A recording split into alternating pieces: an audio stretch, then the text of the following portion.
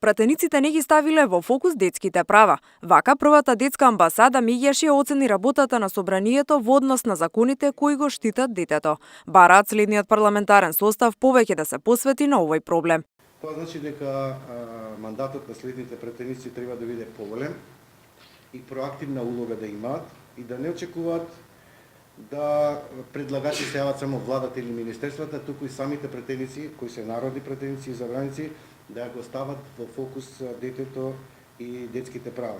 Според извештајот на Меѓаши, од јули до декември лани, од вкупно 40 предлог закони во 6 од нив директно биле опфатени детските права. Само една иницијатива била на предлог на пратениците – Законот за младинско учество.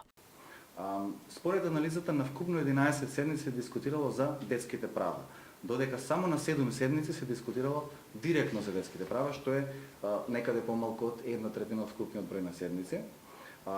Додека директно детските права биле застапени во 6 предлог закони од вкупно 40, што е, да речеме, процент од 15%, кој што релативно е ниско за овој период.